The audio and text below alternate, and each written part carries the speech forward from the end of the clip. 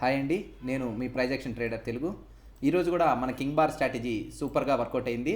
ఈరోజు మనము మార్నింగే కాల్ సైడ్ అయితే ఎంట్రీ ఇవ్వడం జరిగింది.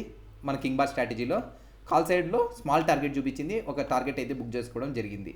తర్వాత మళ్ళీ మనకు పుట్ సైడ్ కూడా ఒక ఎంట్రీ ఇవ్వడం జరిగింది. మనం కూడా పుట్ సైడ్ ఎంట్రీ తీసుకొని 12 రూపీస్, ఆల్మోస్ట్ 12 రూపీస్లో మనకి ఎంట్రీ పడింది.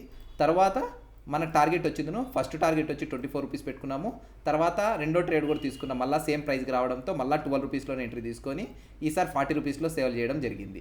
దాని తర్వాత మేము మార్కెట్ని వదిలేసాం, అబ్జర్వ్ కూడా చేయలేదు. మనకైతే అప్పటికే 2 ట్రేడ్స్ హిట్ అయ్యాయి.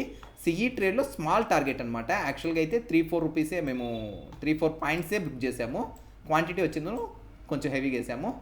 సో 3-4 పాయింట్స్నే బుక్ చేయడం జరిగింది. తర్వాత అది రిటర్న్ అయిపోయింది. సిఈ పుట్ సైడ్ అయితే మంచి టార్గెట్స్ అయితే ఇవ్వడం అయింది. 12 నుంచి 24 రూపీస్ ఒకసారి జరిగింది.